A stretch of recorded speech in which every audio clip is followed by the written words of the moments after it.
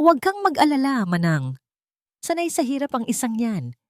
Kahit barya lang ang ibato mo, pupulutin niya iyon na parang aso. Wala siyang ibang mapupuntahan. Ang mga salitang yon ni Maribel ay parang asidong tumutunaw sa pader na naghihiwalay sa kusina at sa marangyang sala. Nakatayo si Liria sa likod ng pinto. Hawak ang mamahaling sapatos na balat ni Alessandro. Ito ang sapatos na walang pakundangang sumipa sa kanya kaninang umaga dahil lang sa hindi ito naitabi agad sa tamang lalagyan. Sa halip na magalit, heto siya ngayon, dahan-dahang pinupunasan ng putik mula sa takong nito gamit ang laylayan ng kanyang lumang damit. Nagbabaka sakaling ang kalinisan ng sapatos ay makapagpapalamig sa ulo ng amo. Humigpit ang hawak ni Liria sa sapatos. Naramdaman niya ang panginginig ng kanyang mga daliri, hindi dahil sa lamig ng aircon, kundi dahil sa init ng hiya na gumagapang sa kanyang leeg. Wala siyang marinig na ibang tunog, kundi ang mabilis na tibok ng kanyang puso at ang malulutong na tawa ni Maribel sa kabilang silid. Ang akala niya, ang pagpasok sa mansyong ito ay sagot sa kanyang mga dasal para sa gamot ng kanyang ina. Hindi niya inasahan na ang kapalit pala nito ay ang paghubad sa kanyang dignidad araw-araw. Tiningnan niya ang kanyang mga kamay, magaspang, puno ng kalyo at nanginginig sa pagod. Ito ang mga kamay na nag-aruga sa napakaraming bata, pero sa paningin ng mga taong ito, isa lamang siyang basahan na pwedeng gamitin at itapon kapag marumi na. Isang tanong ang umaling-awngaw sa kanyang isipan, mas masakit pa sa anumang sampal. Sa dinami-dami ng bagyo na sinuong ko para mabuhay ng marangal, bakit kailangan kong maging pulubi para sa kapirasong respeto? Huminga siya ng malalim, pilit na nilulunok ang bara sa kanyang lalamunan bago tuluyang pumasok sa opisina ni Alessandro Monteverde para sa huling tagubilin. Ang opisina ay tila isang nagyeyelong kuta. Napapalibutan ng silid ng naglalakihang mga monitor na nagpapakita ng bawat sulok ng mansyon. Nakaupo sa gitna si Alessandro, ang lalaking may mukha ng isang anghel pero may puso ng isang bato. Hindi man lang ito nag-angat ng tingin nang pumasok si Liria. Ang kanyang mga mata ay nakapako sa screen, tila binabantayan ang isang multo na siya lang ang nakakakita. Wala nang paligoy-ligoy. Nagsalita si Alessandro sa boses na walang emosyon. Sinabi niya na simple lang ang trabaho ni Liria. Kailangan niyang tiyakin na humihinga ang kambal, na nakakain sila sa oras, at higit sa lahat, na hindi sila masasaktan. Pero may diin ang kanyang sumunod na babala. Huwag na huwag daw aasa si Liria na magiging parte siya ng pamilya. Isa lamang siyang empleyado, isang pares ng mata at kamay, na binayaran para gawin ang mga bagay na ayaw nang gawin ni Alessandro. Napalunok si Liria. Gusto niyang sumagot. Gusto niyang sabihin na hindi siya narito para maging pamilya, kundi para magtrabaho. Pero nanatili siyang tahimik. Alam niyang sa mundong ito, ang katwiran ng mahirap ay laging itinuturing na katigasan ng ulo. Pagkalabas ng opisina, dinala siya ng isang matandang katulong papunta sa silid ng kambal na sina Inigo at Silvan. Sa bawat hakbang paakyat ng grand staircase, pakiramdam ni Liria ay pumapasok siya sa lalamunan ng isang dambuhalang halimaw. Ang mansyon ay puno ng mamahaling palamuti, mga kristal na chandelier, mga painting na singhalaga ng buhay niya, pero wala itong init. Amoy luma ang hangin, pinaghalong amoy ng mamahaling pabango at gamot na pampakalma. Nang buksan niya ang pinto ng silid ng kambal, sumalubong sa kanya ang kadiliman. Nakasarado ang makakapal na kurtina na para bang krimen ang pagpasok ng sikat ng araw. Sa gitna ng dilim, nakita niya ang dalawang kama at doon, nakahiga ang dalawang batang lalaki. Payat na payat, ang mga mata ay nakatulala sa kisame na parang mga manikang nawalan ng baterya. Wala silang imik nang pumasok si Liria. Sanay na siguro sila sa mga mukhang dumarating at umaalis. Ang amoy ng gamot at matapang na disinfectant ay halos bumara sa ilong ni Lyria. Pero mas masangsang pa doon ang amoy ng kalungkutan. Hindi nagsalita si Lyria ng mga pangakong hindi niya kayang tuparin. Hindi siya nagpakilala bilang tagapagligtas. Sa halip, dahan-dahan siyang lumapit sa mesa sa pagitan ng dalawang kama. Mula sa bulsa ng kanyang apron, inilabas niya ang 2 piraso ng papel na kanina pa niya itinatago.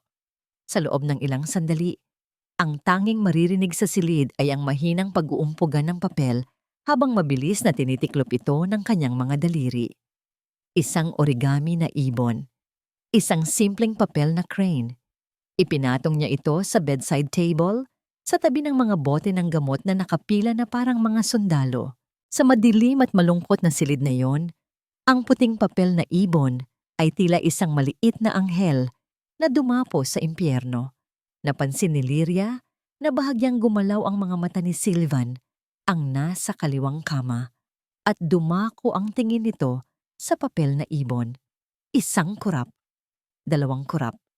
Ito ang unang senyales ng buhay na nakita niya sa loob ng bahay na ito. Akmang hahawakan na sana ni Lyria ang kumot para ayusin ito nang biglang may mapansin siya sa sulok ng silid, sa itaas ng estante ng mga libro. Isang maliit na ilaw na pula ang kumukurap-kurap sa dilim. Ang kamera. Nakatutok ito ng diretso sa kanya, parang mata ng isang agila na nag-aabang sa kanyang pagkakamali. Tumayo ng tuwid si Lyria. Pilit na iwinawaksi ang kilabot na gumapang sa kanyang batok. Alam niyang pinapanood siya ni Alessandro. Alam niyang bawat galaw niya ay sinusuri, hinuhusgahan. Pero habang tinititigan niya ang pulang ilaw na yon, naramdaman niya ang kakaibang bigat sa hangin. Hindi ito galing sa kamera. Iba ito. Pakiramdam niya ay may isa pang pares ng mga mata na nakatingin sa kanya. Hindi mula sa monitor at hindi mula sa mga bata. Dahan-dahan, inikot ni Lyria ang kanyang paningin. Wala namang tao. Pero nang dumako ang kanyang tingin sa cabinet na bahagyang nakabukas ang pinto, nanigas siya. Sa dilim ng loob ng cabinet, sa pagitan ng mga nakasabit na damit, parang may naaninag siyang anino ng isang tao na nakatayo, tahimik na nagmamasid at naghihintay ng tamang pagkakataon. Bago pa man siya makasigaw o makakilos, biglang namatay ang ilaw sa buong silid at ang tanging natira ay ang pulang mata ng kamera na patuloy na kumukurap sa dilim. Muling bumalik ang kuryente matapos ang ilang sandaling kadiliman, ngunit naiwan sa dibdib ni Lyria ang kaba na tila ayaw humupa. Ang cabinet na kanina ay parang may nagtatagong anino ay ngayon ay puno na lamang ng mga nakahilerang damit na walang buhay. Marahil ay imahinasyon lamang niya iyon, dala ng pagod at takot sa bagong kapaligiran. O baka naman isa itong tahimik na babala ng bahay na ito na hindi siya kailanman magiging ligtas dito. Hindi na ininda ni Lyria ang takot, bagkus ay itinuon niya ang pansin sa trabaho. Alam niyang sa kabilang silid, sa harap ng naglalakihang mga monitor, nakamasid si Alessandro. Sa isip ng kanyang amo, siya ay isang magnanakaw na naghihintay ng pagkakataon. Isang tamad na empleyado na kailangang latiguhin ng tingin bago kumilos. Nagsimulang maglinis si Lyria upang iwaksi ang bigat ng damdamin. Ang silid ay amoy gamot at lumang alikabok, kaya binuksan niya ng bahagya ang bintana upang papasukin ang sariwang hangin.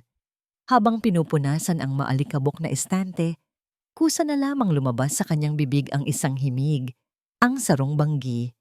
Isa itong lumang kanta mula sa kanyang probinsya, isang awit tungkol sa isang ibon na umaawit sa gitna ng gabi. Ang kanyang boses ay mahina, halos pabulong, pero sa katahimikan ng silid na yon, ito ay nagsilbing mainit na yakap sa nanlalamig na paligid. Napansin niyang nakatingin sa kanya si Inigo. Ang mga mata ng bata ay puno ng pagdududa. Tila sinusuri kung ang bagong yaya na ito ay katulad din ng mga nauna. Mga nagpapanggap na mabait. Kapag may nakatingin, pero malupit kapag nakatalikod ang kamera. Oras na ng pagkain. Dinala ni Liria ang mainit na lugaw na siya mismo ang nagtimpla. Umupo siya sa gilid ng kama ni Inigo at akmang isusubo ang kutsara nang biglang tinabig ng bata ang kanyang kamay ng buong lakas. Tumapon ang mainit na lugaw sa dibdib at braso ni Liria. Kumirot ang kanyang balat sa init at siguradong mamumula ito mamaya. Sa normal na sitwasyon o sa ibang yaya, sigurado na ang maririnig na sigaw o mura. Inaasahan ni Inigo na papaluin siya o pagagalitan.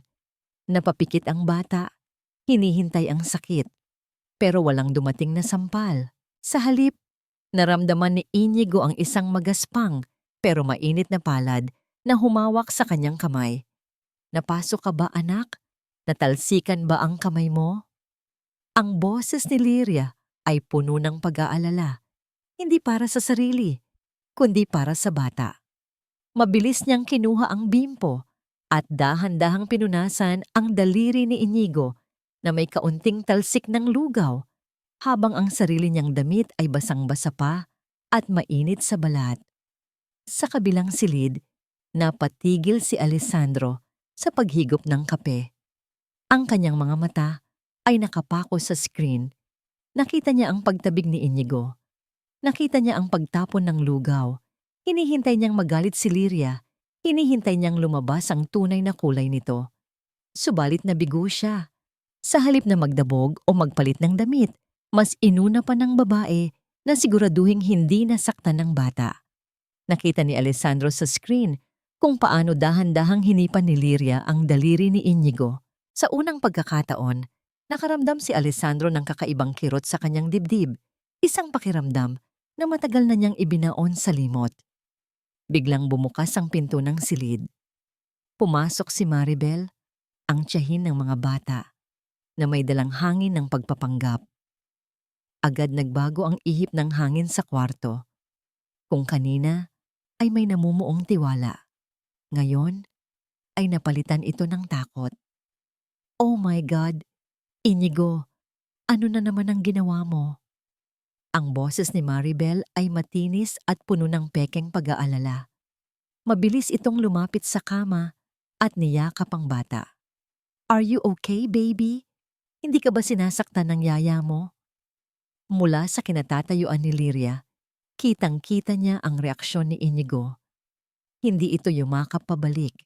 Sa halip, nanigas ang maliit na katawan ni Inigo, tila isang munting ibon na naipit sa mahigpit na pagkakahawak ng isang sawa.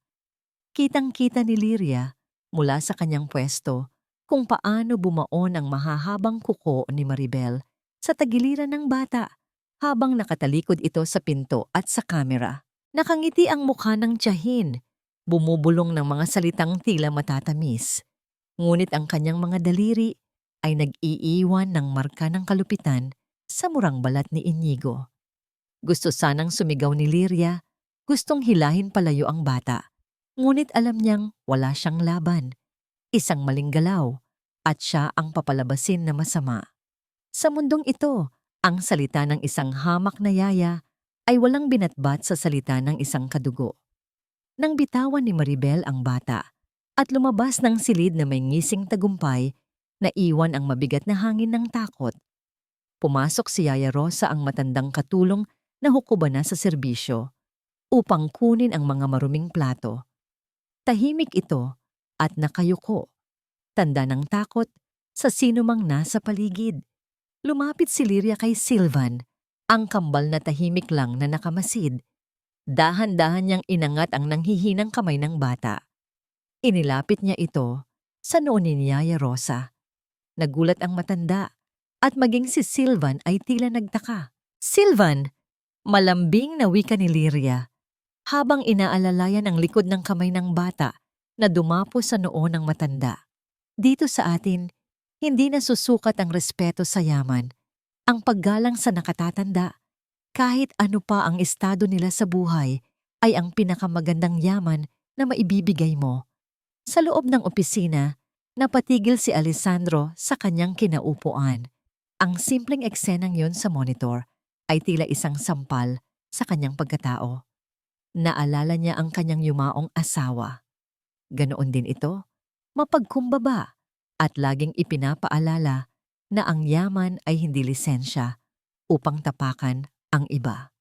Matagal na niyang hindi nakikita ang ganoong klaseng respeto sa loob ng mansyon simula nang manirahan doon si Maribel.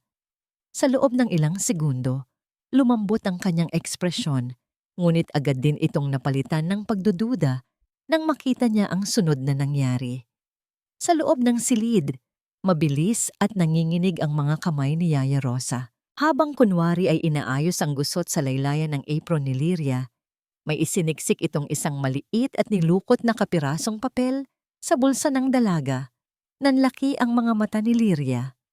Akmang tatanungin niya sana ang matanda, ngunit isang makahulugang tingin lang ang ibinigay nito, mga matang puno ng takot at babala. Bago ito nagmadaling lumabas ng silid bitbit ang mga maruming plato na tila hinahabol ng sarili niyang anino. Naiwan si Lyria na puno ng katanungan. Ramdam niya ang init ng papel sa loob ng kanyang bulsa. Ano ito? Isang babala? O isang bitag? Luminga siya sa paligid. Ang pulang ilaw ng kamera ay patuloy sa pagkurap, tila isang matang hindi pumipikit. Alam niyang nakatingin si Alessandro, pero kailangan niyang malaman kung ano ang mensahe. Tinalikuran ni Lyria ang kamera, nagkunwaring nagpupunas ng pawis sa noo at pasimple niyang dinukot ang papel. Bubuksan na sana niya ito upang basahin ang nakasulat nang biglang bumukas ang pinto ng padabog. Ang huni ng bisagra ay umalingaw-ngaw sa katahimikan ng kwarto. Pumasok si Alessandro. Ang kanyang mukha ay madilim at puno ng galit.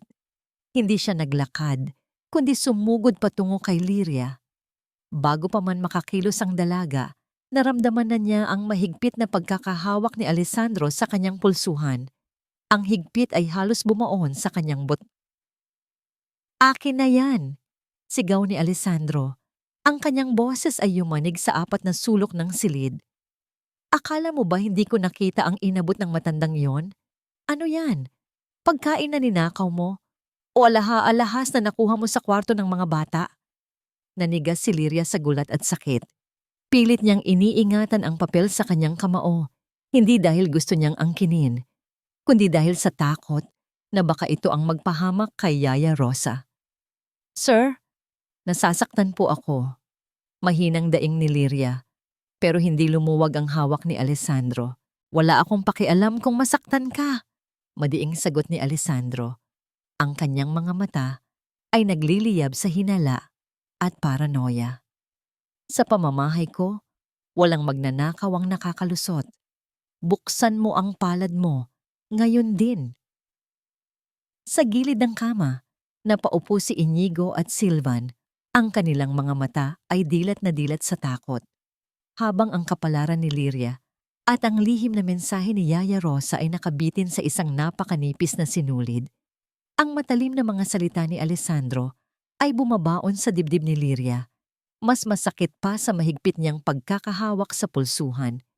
Nanginginig ang kanyang mga kamay. Kung bubuksan niya ang papel, siguradong mapapahamak si Yaya Rosa. Ngunit kung hindi, siya ang mapagbibintangan. "Wala po akong ninakaw, sir," mariin ngunit mahinang sabi ni Lyria, habang pilit niyang pinipigilan ng luha. "Pangako po, wala po akong itinatago." Nakita ni Alessandro ang takot sa mga mata ni Lyria, ngunit mas nangingibabaw pa rin ang kanyang pagdududa. Walang tiwala ang kanyang mga mata. Pilit nitong binuksan ang kamao ni Lyria. Sa wakas, unti-unting bumukas ang mahigpit na pagkakahawak. Walang alahas, walang pera. Ang tanging hawak ni Lyria ay isang maliit na piraso ng nilukot na papel. Ngunit sa halip na may mensahe, ang nakasulat lamang dito ay Lyria Salonga, Bicol Region. Sa susunod, huwag mong kalimutan ang pinaglaban mo. Tiningnan ni Alessandro ang papel. Wala itong kahulugan para sa kanya. Ngunit sa loob-loob ni Lyria, naintindihan niya. Isinulat ito ni Yaya Rosa upang ilihis ang hinala na tila ito ay isang paalala lamang sa kanyang address. Isang matalino at mapanganib na galaw. Nabitawan ni Alessandro ang pulso ni Liria. Wala siyang makitang ebidensya ng pagnanakaw. Ang kanyang mukha ay nanatiling walang emosyon, ngunit ang kanyang mga mata ay nagtatago ng kakaibang pagkailang. Hindi siya humingi ng tawad. Walang salitang lumabas sa kanyang bibig. Tinalikuran niya lang si Liria at naglakad palabas ng silid na para bang walang nangyari. Naiwan si Liria na nanginginig. Ang pulso niya ay namamanhid. Napatingin siya sa dalawang bata na nakamasid lang. Ang kanilang mga mata ay puno ng pagkalito.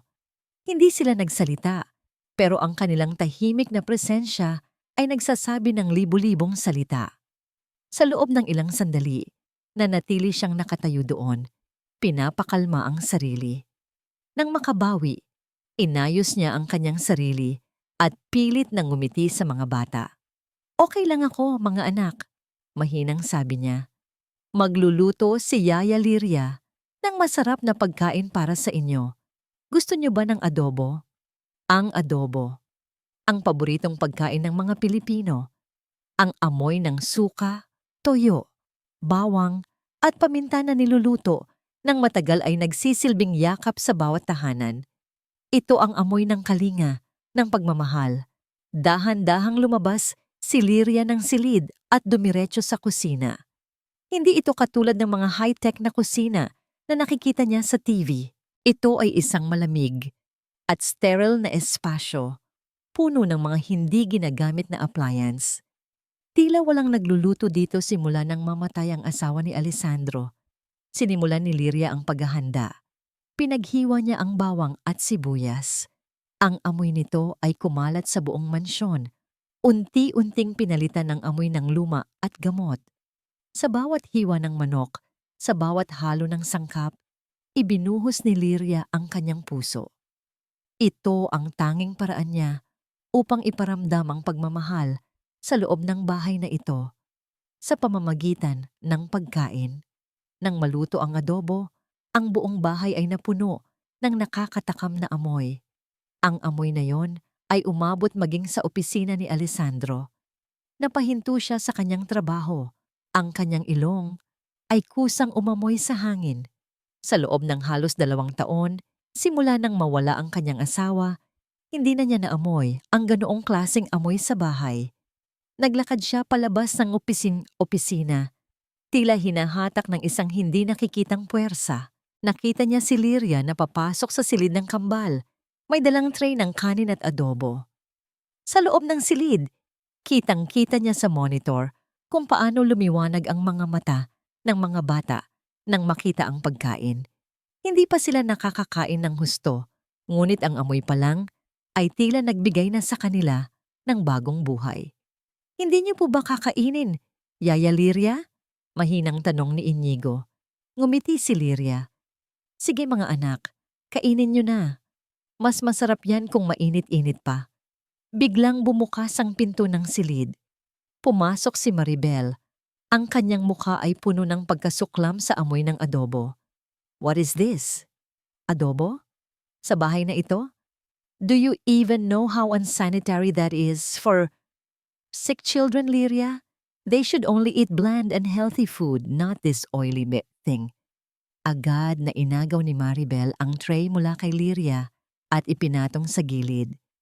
"Wala kayong kakainin yan. Meron kayong sadyang pagkain na inihanda ko." Inilabas ni Maribel ang 2 Tupperware na may lamang gulay na pinasingawan at oatmeal. Tiningnan ng mga bata ang pagkain ng walang gana. Ito ang kinakain nila araw-araw. Walang lasa, walang buhay. Sa loob ng opisina, nakaramdam si Alessandro ng pagkadismaya. Alam niyang tama si Maribel mula sa pananaw ng kalusugan. Ngunit bakit tila mas masaya ang mga anak niya nang makita ang adobo? Pagkagat ng dilim, habang natutulog na ang lahat, naglakad si Liria sa pasilyo. May dala siyang maliit na mangkok, balot sa mainit na tela. Dahan-dahan niyang binuksan ang pinto ng silid ng kambal. "Inigo, Silvan, gising pa ba kayo?" Bulong ni Liria. Lumiwanag ang mga mata ng kambal. Mahina silang umupo sa kanilang mga kama. May dala si Yaya Liria na adobo. Shhh! Secret lang natin ito ha, bulong ni Liria habang inilalabas ang mangkok. Nagsimulang kumain ang mga bata. Hindi sila nagsalita. Sa bawat subo, makikita ang kasiyahan sa kanilang mga mata. Ang mainit na adobo ay tila gamot na nagpapalakas sa kanilang katawan at diwa.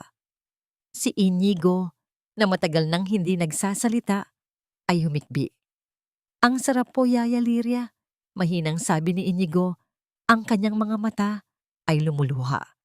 Niyakap ni Liria ang dalawang bata. Ang kanyang puso ay puno ng kalinga. Ang init ng adobo sa kanilang tiyan ay tila kumalat sa buong silid, pinalitan ang lamig at lungkot. Sa loob ng opisina, tahimik na nakamasid si Alessandro sa kamera. Nakita niya ang bawat detalye. Nakita niya ang mga luha ni Inigo, ang ngiti ni Silvan at ang mainit na yakap ni Liria. Ang tanawin ay tila nagpasabog ng kung anong bagay sa loob ng kanyang dibdib. Isang bagay na matagal nang nakakulong. Hindi niya napigilan ang kanyang sarili. Dahan-dahan siyang bumaba sa kusina. Tahimik siya, tila isang anino. Nakita niya ang natitirang adobo sa kaldero. Dahan-dahan siyang kumuha ng isang kutsara at tinikman ito. Ang lasa. Ang lasa ng adobo. Ito ang lasa ng kanyang yumaong asawa. Ang lasa ng tahanan. Ngunit ngayon, may halong luha ito. Hindi niya namalayan, ang kanyang mga mata ay biglang nagtubig. Ang kanyang luha ay tahimik na bumaba sa kanyang pisngi, nahulog sa natitirang adobo. Ang lasa ng pangungulila. Naiwan si Alessandro sa dilim ng kusina, mag-isa, kasama ang nakakamanhid na lasa ng adobo at ang bumabalong pangungulila sa kanyang puso. Ang pagkaing iyon na ipinagbabawal ni Maribel at pinaghihinalaan niya ang nagbukas ng bahanang damdamin na matagal na niyang ikinulong. Kinabukasan, habang naglilinis si Liria, may nakita siyang kakaiba sa ilalim ng kama ni Alessandro. Isang lumang hair clip na pamilyar sa kanya.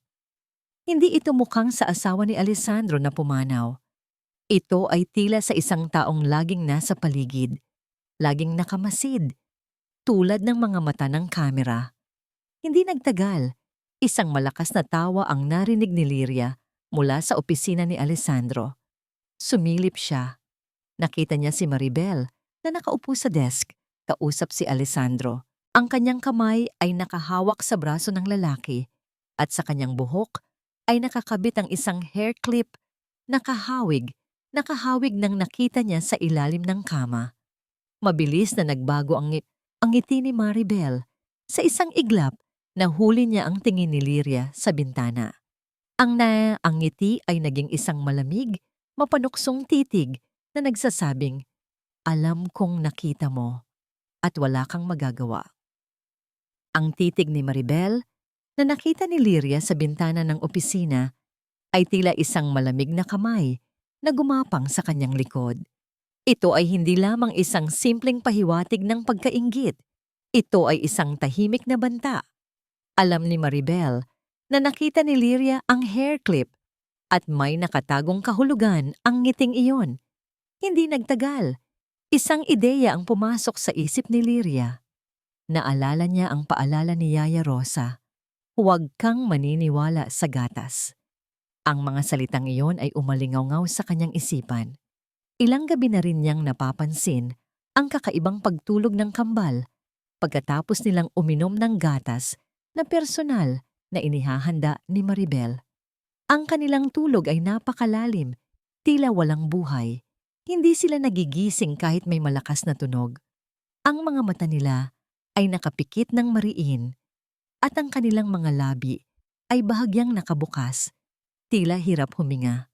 Sa umaga, lagi silang mukhang pagod at nanlalambot, na para bang hindi sila nakatulog ng maayos. Sinimula ni Liria ang kanyang tahimik na pagmamanman.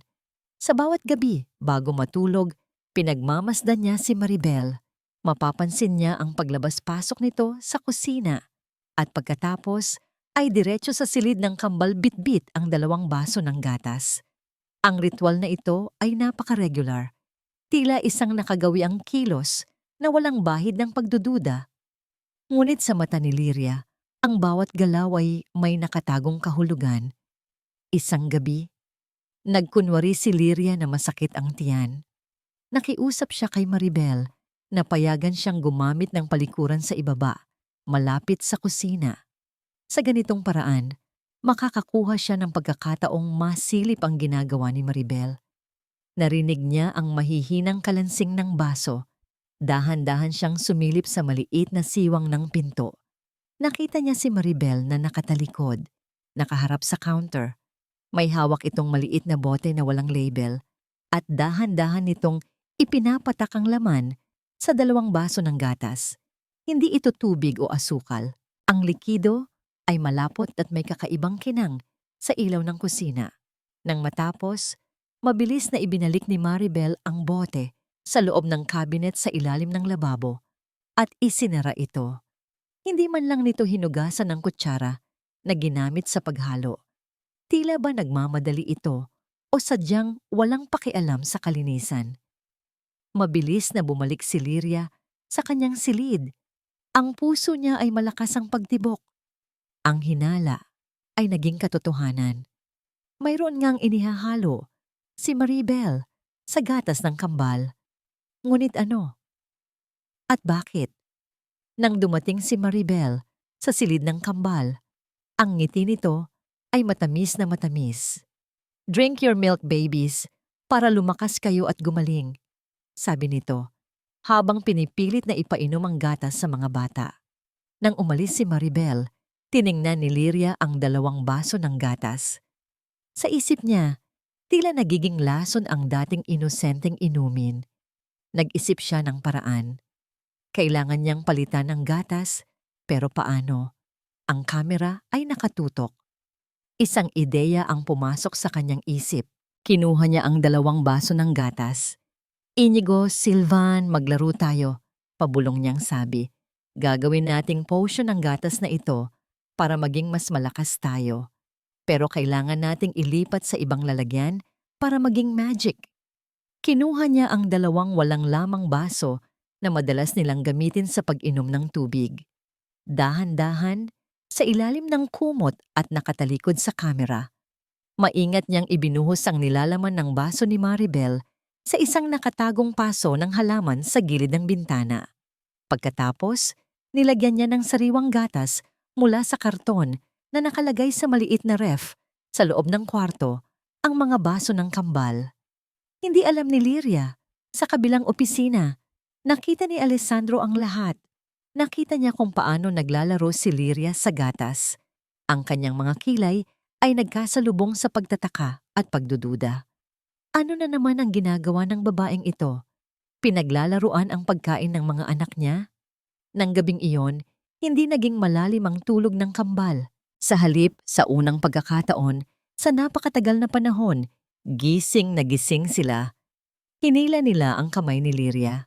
"Yaya Lyria, I'm not sleepy," sabi ni Inigo na may ngiti. "Me too. I feel strong, Yaya." Dagdag ni Silvan habang pilit na kinikilos ang kanyang mga daliri. Ang gabi ay napuno ng mahihinang tawanan at bulungan.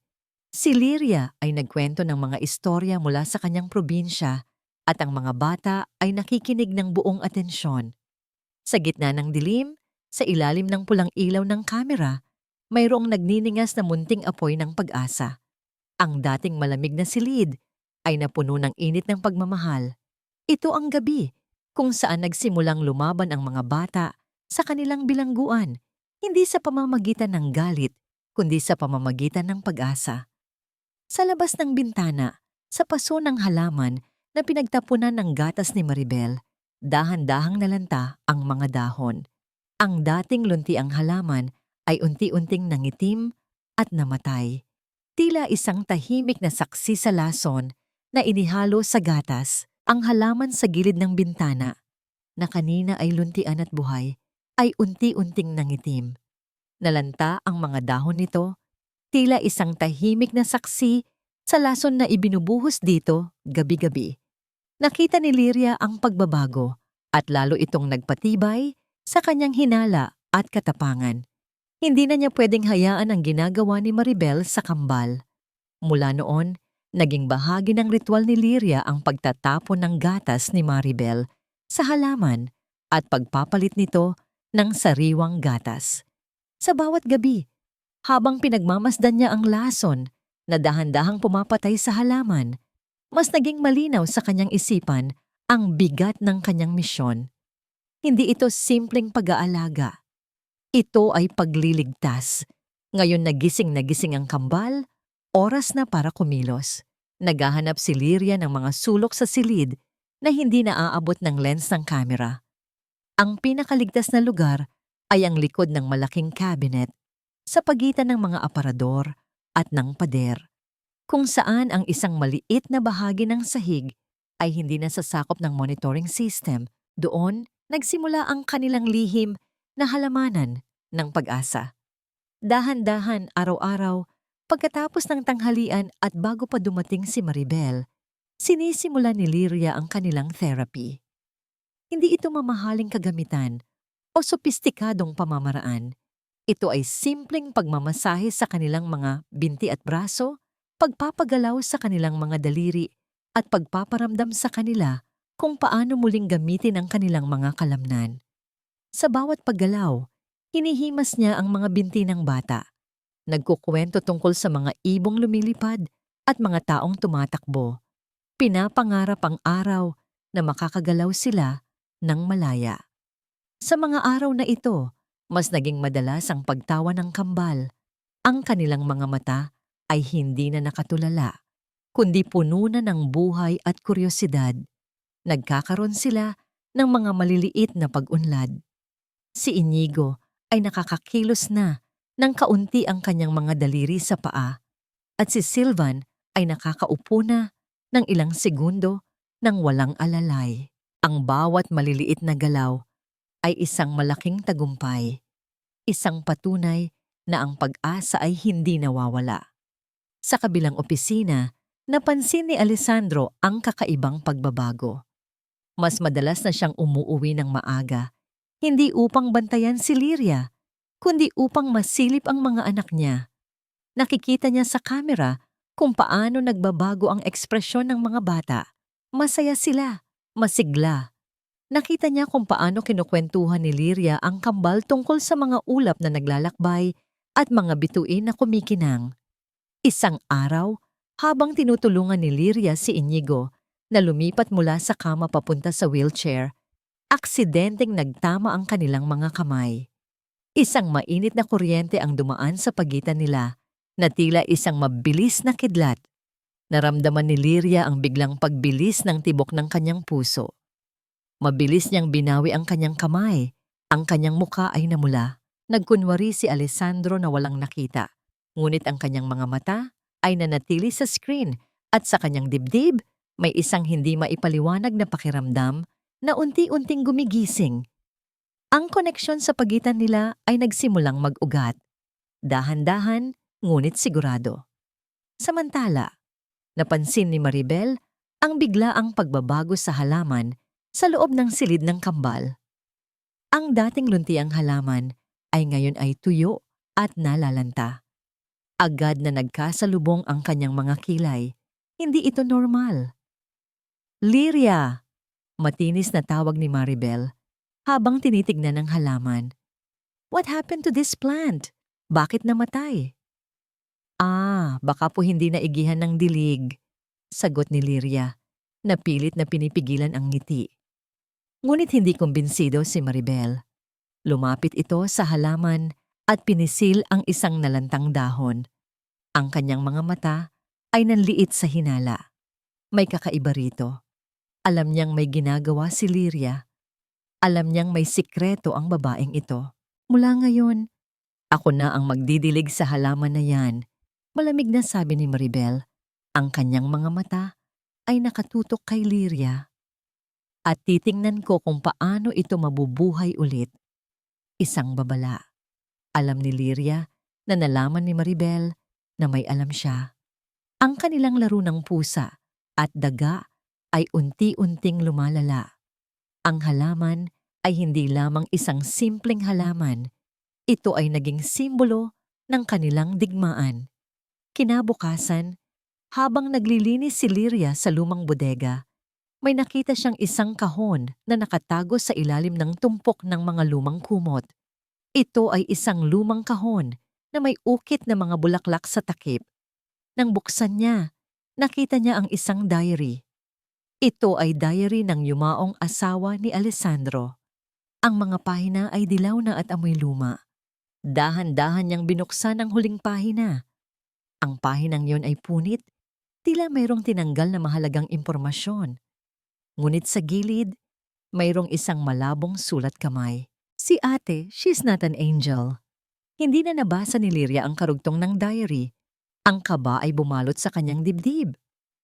Ano ang ibig sabihin nito? Sino ang ate? At bakit ito tinanggal? Nagtago siya ng diary sa ilalim ng kanyang higaan, tila isang lihim na kayamanan. Nang gabing iyon, pagkatapos magpakain sa kambal, nakita ni Lyria ang kanyang paboritong manika, isang simpleng tela na regalo ng kanyang ina na nakasabit sa itaas ng kanyang unan. Ngunit ngayon, ang manika ay pugot ang ulo, ang katawan ay nakakalat sa kanyang unan, at ang ulo ay nakaturo sa kanya na may isang nakakapanindig balahibong ng ngiti. Ito ay isang tahimik at malinaw na babala mula kay Maribel, isang banta na mas malalim pa sa mga salita. Ang pugot na ulo ng manika sa kanyang unan ay hindi lamang nagdulot ng takot kay Lyria. Ito ay nagsilbing gasolina sa kanyang nag-aapoy na determinasyon. Alam niyang direktang banta ito mula kay Maribel. Ngunit hindi siya susuko. Hindi niya pababayaan ang mga bata. Mula noon, mas naging maingat si Lyria. Itinago niya ang diary ng yumaong asawa ni Alessandro sa pinakaliblib na bahagi ng kanyang gamit. Hindi nagtitiwala sa sinuman sa mansyon. Alam niyang oras na para ilatag ni Maribel ang kanyang mga baraha at kailangan niyang maging handa. Hindi nagtagal. Nagsimulang makaramdam si Lyria ng lamig mula kay Alessandro. Hindi na ito gaanong tumitingin sa kamera at kapag nagtatama ang kanilang paningin, puno ito ng pagdududa. Ang dating unti-unting namumuong init ay unti-unting lumalamig. Tila isang apoy na pinapatay ng hangin. Isang araw, habang kumakain sa hapagkainan, sinimulan ni Maribel ang kanyang plano. Alessandro, simula nito sa isang boses na puno ng pekeng pag-aalala. Napansin ko lang, tila malaki ang nagagastos ng mga bata lately. May mga bagong laruan na hindi naman nila nagagamit at mayroon pang mga tsokolate na nakatago sa ilalim ng kanilang unan. Nagulat si Lyria. Wala siyang binibiling ganoon. Talaga? Tanong ni Alessandro habang nakatingin kay Lyria na may pagdududa. Oo naman, patuloy ni Maribel na tila hindi napansin si Lyria. Saka, may nakita akong driver na laging nakikipag-usap kay Lyria sa likod ng bahay. Narinig kong humihingi siya ng pabor kay Lyria na ipaghatid ang ilang gamit. Ang mukha ni Maribel ay lumambot sa hinala. Mabait naman si Lyria, pero baka naman sinasamantala lang siya. Alam mo na, baka ginagamit ang pangalan mo para sa kung ano-anong gimmick. Nagsalita si Lyria. Hindi po totoo yan, Sir Alessandro. Wala po akong ginagawang masama at wala po akong binibiling kahit anong laruan sa mga bata. Bawal po yun sa patakaran nyo. O baka naman may ibang nagbibigay sa kanya. Bulong ni Maribel na nakangisi. Or baka naman, siya ang humihingi sa mga bata. Alam mo na, para sa pamilya niya. Mahirap lang kasi kaya... Maribel, enough! Madiing sabi ni Alessandro. Ngunit ang kanyang mga mata ay nanatili kay Lyria. Sinusuri ang bawat ekspresyon nito. Ang kanyang isip ay nagsimulang magduda. Hindi naman imposible ang sinasabi ni Maribel. Matagal na niyang alam na ang pera ay kayang bilhin ang lahat ng bagay. Hindi nagtagal. Isang araw, habang nasa sala si Alessandro, narinig niya ang malakas na sigaw ni Maribel mula sa kusina. Mabilis siyang tumakbo. Nakita niya si Maribel na nakaupo sa sahig, umiiyak, at may bahagyang galos sa kanyang braso. Alessandro! Si Liria! Tinulak niya ako. Sinabi ko lang na masama para sa mga bata ang ginagawa niyang paglalaro sa gatas, pero bigla siyang nagalit at tinulak ako. Sumbong ni Maribel. Ang kanyang boses ay puno ng takot at galit. Tiningnan ni Alessandro si Liria. Ang mukha nito ay gulat na gulat, ngunit hindi ito sumagot. Ang kanyang katahimikan ay tila nagpapahiwatig ng kanyang pagkakasala. Ang pagdududa ay lalong lumalim sa puso ni Alessandro. Hindi po totoo yan, sir. Hindi ko po siya tinulak. Pagtatanggol ni Liria. Huwag ka nang magsinungaling, Liria, sigaw ni Maribel. Nakita ng mga mata ko kung paano ka magalit kanina. Akala mo ba hindi ko nakikita ang inggit sa mga mata mo? Sapat na, madiing sabi ni Alessandro. Liria, bumalik ka sa silid ng kambal. Huwag kang lalabas doon. Naiwan si Liria na nanginginig. Alam niyang ginagaslight siya ni Maribel. Ginagawa siyang masama sa paningin ni Alessandro. Gusto niyang sabihin ang tungkol sa lason sa gatas, tungkol sa halaman na namatay. Ngunit paano? Sino ang maniniwala sa kanya? Ang kanyang mga salita ay tila walang lakas.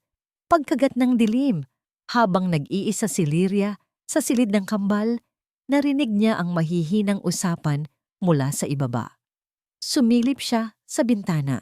Nakita niya si Maribel na nakikipag-usap sa isang lalaki sa gate. Hindi niya ito kilala.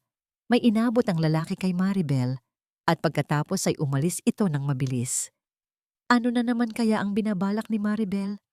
Nang gabing iyon, habang mahimbing na ang tulog ng kambal, nakita ni Liria si Inigo na hindi mapakali. Mahina itong umiiyak sa kanyang tulog. Dahan-dahan siyang lumapit at hinawakan ang kamay ng bata. Yaya Liria, bulong ni Inigo sa kanyang tulog. Don't leave us! Mama Liria! Ang mga salitang iyon ay tila kutsilyong tumusok sa puso ni Liria. Hindi niya ito kayang iwan. Hindi niya ito kayang pabayaan. Nagkaroon siya ng desisyon. Kailangan niyang lumaban, hindi para sa sarili, kundi para sa mga batang ito. Kinabukasan, habang abala si Liria sa paglilinis, nakita niya si Alessandro na nakatayo sa harap ng malaking screen sa opisina. Nakatingin ito sa isang video. Sa video, kitang-kita niya si Liria na nasa silid ng kambal. Naglalagay siya ng sariwang gatas sa baso ng kambal. At pagkatapos ay pinipilit niya si Sylvan na umupo ng tuwid. Video tila pinipilit ni Liria ang bata ng buong lakas. At ang ekspresyon nito ay tila galit na galit. Ang video ay sadyang pinutol at pinagdikit upang magmukhang masama ang ginagawa ni Liria. Ang mga mata ni Alessandro ay nanlilisik sa galit. Ang huling piraso ng tiwala na unti-unting namumuo sa kanyang puso ay tuluyang nawala. Ito ang huling patunay na kailangan niya. Naglakad si Alessandro palabas ng opisina. Ang kanyang mukha ay madilim. Ang kanyang mga hakbang ay mabigat. Tila nagdadala ng isang malaking pasanin. Ang matalim na tingin ni Alessandro ay tila isang nagliliyab na apoy na tumunaw sa pag-asa ni Liria. Wala na siyang tiwala. Ramdam niya ang lamig mula sa kanyang amo, mas masakit pa sa anumang salita. Ngayon, alam ni Liria na hindi na lamang simpleng pagdududa ang iniisip ni Alessandro. Naniniwala na ito sa lahat ng kasinungalingan ni Maribel. Kinabukasan, isang malaking pagdiriwang ang inihanda ni Maribel sa mansyon. Ito ang kaarawan ni Alessandro at imbitado ang lahat ng malalaking pangalan sa lipunan. Nakaayos ang mansyon na tila isang palasyo, puno ng mga bulaklak, ilaw, at mamahaling dekorasyon. Ngunit sa mata ni Liria, ito ay isang entablado para sa isang trahedya. Liria! Matinis na tawag ni Maribel na nakasuot ng isang napakagandang bestida. Ikaw ang magsaserve ng drinks. Make sure every guest feels important. At huwag na huwag kang magkakamali, kundi lagot ka sa akin. Nagsilbi si Liria sa mga bisita Ang kanyang mukha ay walang emosyon, tila isang robot. Sa bawat paglagay niya ng inumin, sa bawat pagkuha niya ng maruming plato, ramdam niya ang pagtitig ni Maribel sa kanya. Isang tingin na puno ng pagkamuhi at paghamak. Habang abala si Lyria sa paglalagay ng champagne sa baso ng isang bisita, dahan-dahang lumapit si Maribel sa kanya. Mabilis nitong isiniksik ang isang bagay sa bulsa ng apron ni Lyria. Isang kinang ang nakita niya. Siguradong alahas, hindi na nagulat si Lyria. Alam niyang ito na ang simula ng plano ni Maribel. Pagkatapos ng ilang sandali, habang puno ng tawanan at usapan ng mansyon, biglang may malakas na sigaw ang umalingaw-ngaw. Inigo! Oh my God! Inigo! Napatigil ang lahat. Mabilis na tumakbo si Alessandro sa silid ng kambal. Sumunod si Lyria at ang iba pang mga bisita. Nakita nila si Inigo na nakahiga sa sahig, namimilipit, at mayroong matinding panginginig. Ang kanyang mga mata ay nanlalaki sa takot at ang kanyang labi ay nangingitim. Anong nangyayari? Sigaw ni Alessandro na puno ng pag-aalala. Agad na lumapit si Maribel sa bata. Oh my God! Ito ang epekto ng mga gamot na binigay ni Lyria. Alam ko na. Ito ang mga pampasigla na ibinigay niya sa bata para umupo-upo, kaya ngayon nagre-react ang katawan niya. Hindi po totoo yan. Hindi po ako nagbibigay ng kahit anong gamot sa mga bata. Sigaw ni Lyria. Ang kanyang boses ay nanginginig sa takot at galit. Ngunit huli na ang lahat. Tila sinakop na ng kasinungalingan ni Maribel ang isip ng lahat. Huwag ka nang magsinungaling, Lyria. Sigaw ni Maribel. Nakita ko kung paano mo pinapakain ng kung ano-anong gamot ang mga bata para lang kunwari ay gumagaling sila. Mayroon pa nga akong nakita sa bulsa mo kanina. Siguradong galing yan sa mga bata. Lumapit ang isang gwardya at mabilis na kinapkapan si Lyria. Mula sa bulsa ng apron ni Lyria, lumabas ang isang mamahaling kwintas na brilyante, ang regalo ni Alessandro sa kanyang yumaong asawa. Ang kwintas na yon ay isang napakahalagang alahas. Oh my God! Sigaw ng isang bisita. Ninakaw niya ang kwintas ng yumaong Madame Monteverde. Naramdaman ni Lyria ang pagbagsak ng kanyang mundo. Ang lahat ay nakatingin sa kanya, puno ng pagkamuhi at pagdududa. Ang kanyang mga mata ay nanubig. Ang kanyang katawan ay nanginginig. Ito na ang katapusan. Nagsalita si Alessandro. Ang kanyang boses ay malamig at puno ng pagkabigo. Lyria, paano mo nagawa ito matapos ang lahat ng ginawa ko para sa'yo? Ang tiwala na ibinigay ko sa'yo? Hindi po totoo yan, Sir Alessandro. Hindi ko po ninakaw yan. Ibinulsa po yan ni Ma'am Maribel sa bulsa ko. Sigaw ni Lyria. Ang kanyang boses ay halos mawala na. Ngunit walang nakinig. Nagsimulang magbulungan ang mga bisita. Ang lahat ay tila nahusgahan na siya. Walang hiya ka, Lyria. Sigaw ni Maribel, na lumapit at akmang sasampalin si Lyria. Ngunit mabilis na hinarangan ni Yaya Rosa ang kamay ni Maribel. Hindi po totoo yan, sir. Mahinang sabi ni Yaya Rosa, habang nakatingin kay Alessandro, puno ng takot. Hindi po kayang magnakaw ni Lyria. Ngunit huli na ang lahat. Walang makikinig sa matandang hukluban. Lumabas ka rito, Lyria. Ayoko nang makita ang pagmumukha mo. Sigaw ni Alessandro. Ang kanyang boses ay umalingaw-ngaw sa buong mansyon. Kut! Naramdaman ni Lyria ang sakit sa kanyang puso. Ang lahat ng pag-asa, lahat ng pagmamahal na ibinigay niya, ay tila nawala na. Lumabas siya ng silid. Ang kanyang mga mata ay puno ng luha. Sa likod ng kanyang paglabas, ang mga mata ng kambal ay dilat na dilat sa takot. Si Inigo ay patuloy sa panginginig. Si Silvan naman ay umiiyak na nang walang tunog. Ang buong mansyon ay puno ng ingay at kaguluhan. Ilabas ang babaeng yan, sigaw ng isang bisita. Magnanakaw, manloloko. Sigaw ng iba. Naglakad si Lyria palabas ng mansyon. Ang kanyang mga hakbang ay mabigat, tila nagdadala ng isang malaking bato sa kanyang likod. Ang hangin ay malamig at nagsimulang bumuhos ang malakas na ulan. Ngunit mas masakit pa roon ang sakit sa kanyang puso. Sa loob ng mansyon, habang umiiyak ang mga bata, si Maribel ay tahimik na nakangiti. Ang kanyang plano ay nagtagumpay. Ngayon, wala nang balakid sa kanyang pag-angkin sa yaman ng Monteverde at kay Alessandro. Mama Liria! Isang mahinang sigaw ang umalingaw-ngaw sa dilim. Nagmula ito kay Inigo na sinisikap kumawala sa mga bisig ni Maribel. Habang nagsusumikap na makabangon at hanapin ang Mama Liria niya, ang kanyang mga kamay ay umabot sa ere. At sa isang iglap, nawalan siya ng balanse. Nahulog siya mula sa upuan at ang kanyang ulo ay tumama sa matigas na sahig. Isang malakas na tunog ang umalingaw-ngaw, napatigil ang lahat. Ang mansyon na kanina ay puno ng kaguluhan ay biglang nanahimik. Ang tanging maririnig ay ang tunog ng malakas na ulan sa labas at ang mahinang pag-ungol ni Inigo. Ang katahimikan sa mansyon matapos ang malakas na pagbagsak ni Inigo ay mas nakakabingi kaysa sa anumang sigaw. Ang dating masiglang pagdiriwang ay naging isang eksena ng matinding pagkabigla at takot. Ang mga bisita na kanina ay nagbubulungan at naghuhusga kay Liria ay ngayon ay nakatulala, hindi makapaniwala sa nangyari.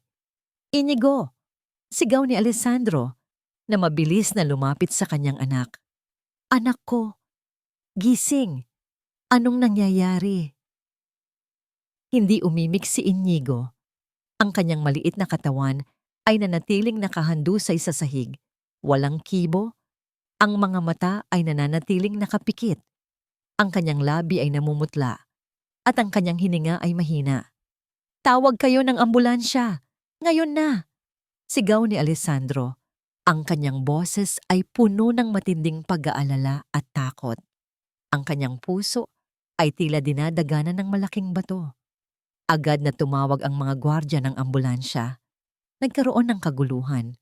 Ang mga bisita ay nagmamadaling umuwi. Tila ayaw madamay sa trahedya na nangyari. Samantala, sa labas ng mansyon, sa gitna ng malakas na ulan, si Liria ay patuloy sa paglakad. Hindi niya alintana ang lamig ng hangin, ang malakas na pagbuhos ng ulan, o ang paggapang ng putik sa kanyang mga paa. Ang tanging nararamdaman niya ay ang sakit sa kanyang dibdib, ang sakit ng pagkawala, ng pagkabigo, ng pag-iisa. Narinig niya ang sirena ng ambulansya na papalapit. Lumingon siya. Nakita niya ang mabilis na pagdating ng ambulansya sa mansyon ng mga Monteverde. Nagtaka siya. Sino kaya ang nasaktan? Umaasa siyang walang masamang nangyari sa kambal. Ngunit isang pangit na pakiramdam ang gumapang sa kanyang dibdib. Mabilis siyang naghahanap ng masisilungan.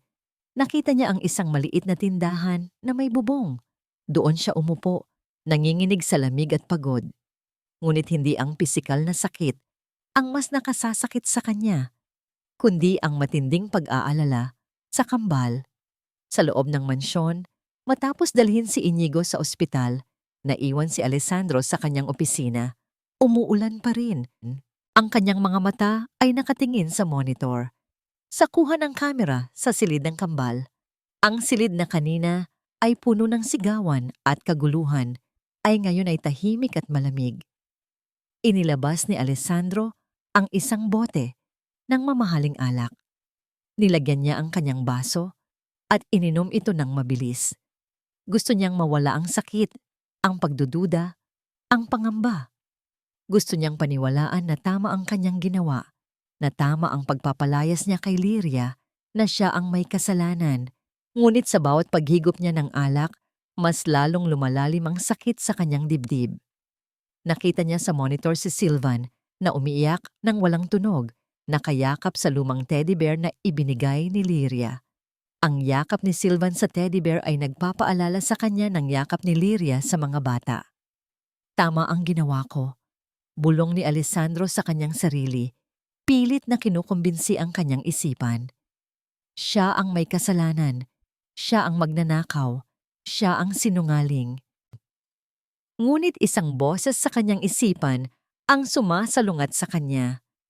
Paano kung hindi? Paano kung nagkamali ka? Paano kung ang tao na pinakamamahal ang mga anak mo, ang pinakasinaktan mo? Naramdaman ni Alessandro ang biglang paglitaw ng mga imahe. Ang ngiti ni Liria habang kinukwentuhan ng kambal, ang kanyang pag-aalala nang mapaso si Inigo, ang amoy ng adobo na nagbalik sa kanya sa mga alaala ng kanyang asawa. Ang mga sandaling iyon ay tila mga panaginip na ngayon ay nagiging bangungot. Sa isang iglap, tinapon ni Alessandro ang kanyang baso ng alak. Nagkalat ang bubog sa sahig.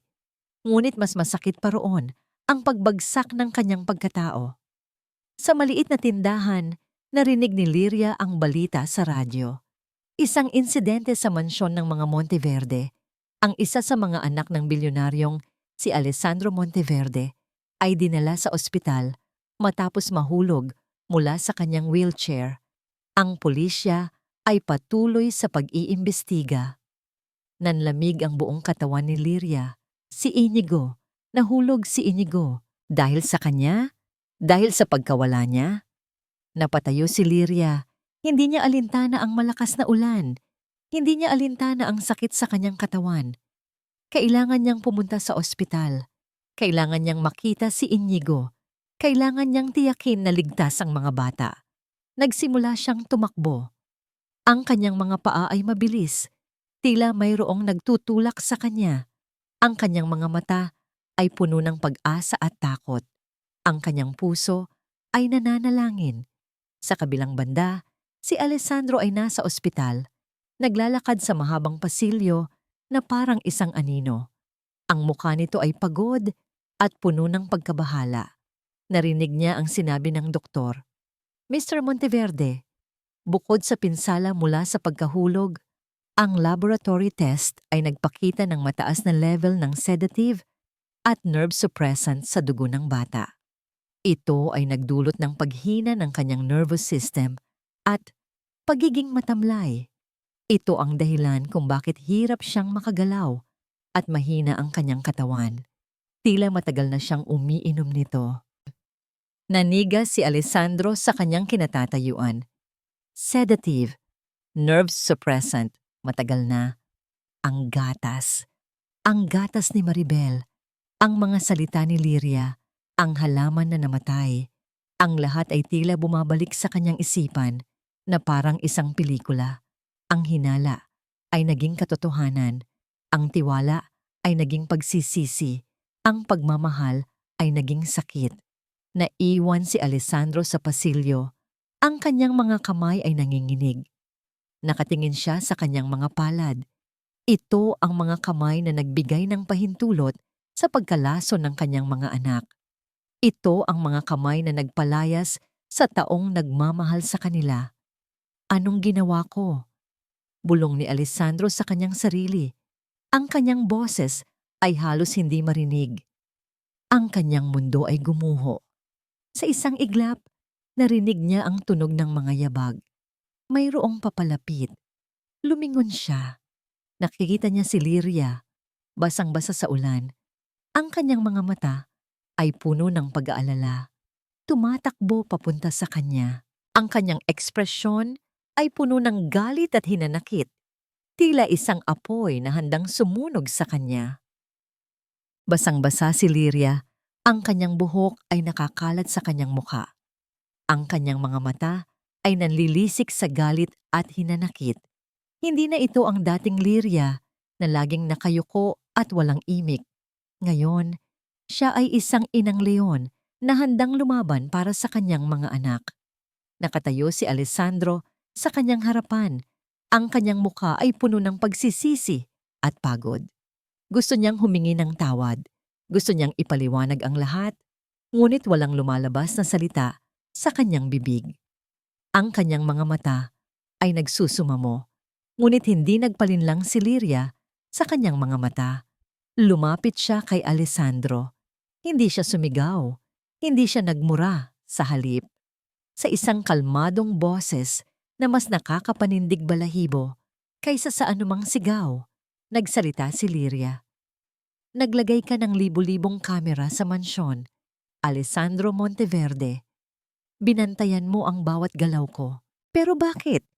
Bakit hindi mo nakita ang lason sa gatas ng sarili mong mga anak? Ang boses ni Liria ay mababa, halos pabulong, ngunit ang bawat salita ay tila bumabaon sa kaluluwa ni Alessandro. Nakita mo ang peking video, nakita mo ang alahas na nakaw, pero bakit hindi mo nakita ang takot sa mga mata ng mga bata sa tuwing dumarating ang tiyahin nila? O ang saya sa kanilang mga labi sa tuwing kumakain sila ng adobo? Isang sampal. Hindi pisikal, kundi moral. Ang mga salita ni Liria ay tumama sa mukha ni Alessandro. Mas masakit pa kaysa sa anumang kamay. Naramdaman ni Alessandro ang pagbagsak ng kanyang pagkatao. Ang kanyang mga tuhod ay nanghina. Paano mo nagawa yan, Alessandro? Patuloy ni Liria. Ang kanyang boses ay tila isang tinig mula sa kanyang konsensya. Pinaghihinalaan mo ako. Pinaniwalaan mo ang isang taong malinaw na gustong masira ang pamilya mo. At ngayon, heto ang resulta. Ang sarili mong anak, nasa bingit ng kamatayan. Hindi na nakasagot si Alessandro. Ang kanyang mga mata ay puno ng luha, ngunit hindi niya kayang ilabas. Ang kanyang dibdib ay puno ng sakit at pagsisisi. Biglang lumabas si Maribel mula sa silid ng hospital. Ang kanyang mukha ay puno ng pagtataka at takot.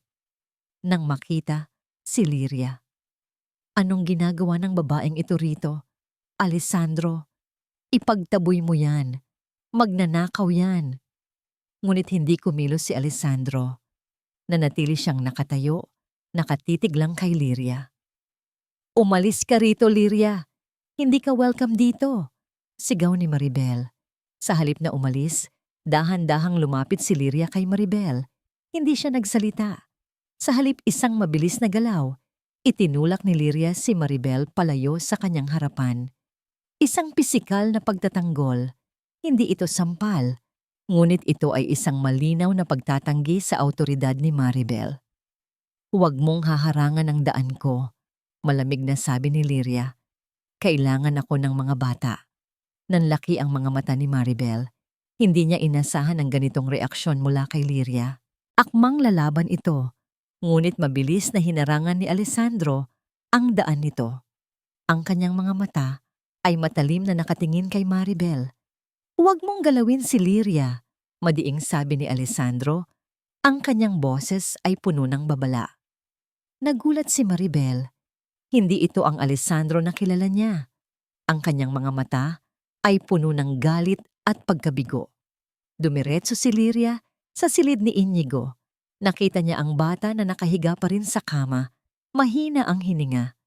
Ang kanyang maliit na katawan ay puno ng aparato at tubo-abo. Lumapit si Liria at dahan-dahang hinawakan ang kamay ng bata. Inigo ko. Yaya Liria ito. Nandito na ako, anak. Bulong ni Liria. Ang kanyang boses ay puno ng pagmamahal. Sinimulan niyang kantahin ang Sarong Banggi, ang awit na laging nagpapatawa sa kambal. Ang kanyang boses ay malambing, puno ng pag-asa. Habang kumakanta siya, naramdaman ni Liria ang bahagyang paggalaw ng mga daliri ni Inigo. Isang kurap, dalawang kurap. Ang monitor na nagpapakita ng kanyang heart rate ay unti-unting naging stable. Sa labas ng silid, nakita ni Alessandro ang lahat sa glass window. Nakita niya ang epekto ni Liria sa kanyang anak. Naramdaman niya ang init sa kanyang dibdib. Hindi ito gamot. Hindi ito pera. Ito ay pagmamahal. Habang nakamasid siya, mayroong papalapit sa kanya. Si Sylvan, nakasama ni Yaya Rosa ang kanyang mga mata ay puno ng pag-aalala. Sa halip na lumapit sa kanyang ama, dumiretso si Sylvan sa glass window at tiningnan si Liria. Mama Liria. Bulong ni Sylvan, ang kanyang mga mata ay nanubig. Sa isang iglap, pilit itong bumangon mula sa wheelchair. Gumapang ito patungo sa bintana. Pilit na inabot ang kamay ni Liria. Mama Liria. Sylvan, Sigaw ni Alessandro na nagulat sa ginawa ng kanyang anak. Pero huli na ang lahat. Patuloy sa paggapang si Silvan, ang kanyang mga mata ay nakatutok kay Lyria. Nang gabing iyon, habang nagpapahinga na ang lahat, si Lyria ay nag-iisip sa gilid ng kama ni Inigo. Nakaramdam siya ng bahagyang bigat sa kanyang balikat. Mayroong isang lumang teddy bear na nakalagay doon. Ang teddy bear na binigay niya kay Silvan. Napansin niya na tila mayroong kakaiba sa teddy bear. Medyo mabigat ito at mayroong matigas na bagay sa loob ng tiyan nito. Dahan-dahan, kinuha niya ang teddy bear. Naalala niya ang sinabi ng yaya sa kanya sa ospital na kinuha niya ito sa basurahan. Hindi kaya. Dahan-dahan, sinimulan ni Lyria na buksan ang tahi sa likod ng teddy bear. Maingat niyang binuksan ito na para bang may inaasahan siyang makita. At doon, sa loob ng stuffed toy, nakatago ang isang lumang cassette tape recorder. Maliit ito at halos hindi mapapansin. Napahawak si Lyria sa kanyang bibig. Nagulat siya. Bakit merong recorder sa loob ng teddy bear? Nilagay niya sa kanyang tenga at pinindot ang play. Sa simula, ang tanging maririnig ay ang mahihinang usapan at ang mga awit na kinakanta niya para sa mga bata. Ngunit pagkatapos, may narinig siyang boses. Ang boses ni Maribel. Ang boses ni Maribel na nagsasalita sa mga bata na may halo ng galit at pagbabanta. Uminom kayo ng gatas na, yan mga bata. Kundi, magagalit sa inyo si daddy nyo. Sayang ang pera ni daddy kung hindi kayo iinom niyan. Sino ba kayo para tumanggi? Mga inutil. Isang malamig na kuryente ang dumaan sa katawan ni Lyria. Ito ang patunay. Ito ang ebidensya. Ito ang kasinungalingan ni Maribel. Ang boses ni Maribel na nakarecord sa maliit na tape recorder ay tila isang malamig na hampas sa katotohanan. Ang mga salita nito ay hindi lamang nagpakita ng galit at pagmamalupit, kundi pati na rin ang kanyang tunay na hangarin. Nagpakulo ito ng dugo ni Lyria, ngunit kasabay nito ay nagbigay din ito ng lakas. May ebidensya na siya. Hindi na siya mag-iisa. Kinabukasan, sa loob ng pribadong silid ng hospital, nakaupo si Alessandro sa tabi ng kama ni Inigo. Ang kanyang mukha ay puno ng pagkabahala. Katabi niya si Maribel, na pilit na nagpapanggap na nag-aalala. Alessandro? Malamig na sabi ni Maribel. Hindi ka dapat mag-alala ng ganyan. Normal lang sa mga bata ang magkasakit. Baka naman stress lang sila. Ngunit hindi na nakinig si Alessandro. Ang kanyang isipan ay puno ng mga sinabi ng doktor. Sedative. Nerve suppressant. Biglang bumukas ang pinto. Pumasok si Lyria, kasama ang dalawang pulis. Ang kanyang muka ay kalmado, ngunit ang kanyang mga mata ay nagliliyab sa determinasyon. Nagulat si Maribel. Anong ginagawa ng babaeng ito rito? At bakit may pulis? Alessandro, ipagtaboy mo yan. Ngunit bago pa man makakilos si Alessandro, nagsalita si Lyria. Ang kanyang boses ay matatag at malinaw. Narito po ako para magbigay ng ebidensya sa kaso ng pang-aabuso at pagtatangka sa buhay ng mga anak ni Mr. Monteverde. Anong pang-aabuso? Anong sinasabi mo? Sigaw ni Maribel. Ang kanyang mukha ay namumutla. Baliw ka ba, Lyria? Alam mong ako ang nagmamahal sa mga pamangkin ko. Ikaw ang masama. Talaga po ba? Ngumiti si Lyria, isang nangiting puno ng pait. Inilabas niya ang tape recorder mula sa kanyang bulsa. Gusto niyo po bang pakinggan ang boses ng pagmamahal na sinasabi niyo, Mama Maribel? Pinindot ni Lyria ang play button. Ang unang maririnig ay ang mahihinang awit ni Lyria at ang mga tawa ng mga bata. Ngunit pagkatapos, narinig nila ang matinis at malupit na boses ni Maribel na nagsasabi ng mga salita na puno ng galit at pagbabanta. Ang mga salitang ito ay umalingaw-ngaw sa buong silid, kasama ang tunog ng mga basong nagkakalansing at ang mahihinang hikbi ng mga bata. Uminom kayo ng gatas na yan, mga bata. Kundi, magagalit sa inyo si daddy nyo. Sayang ang pera ni Daddy kung hindi kayo iinom niyan. Sino ba kayo para tumanggi? Mga inutil.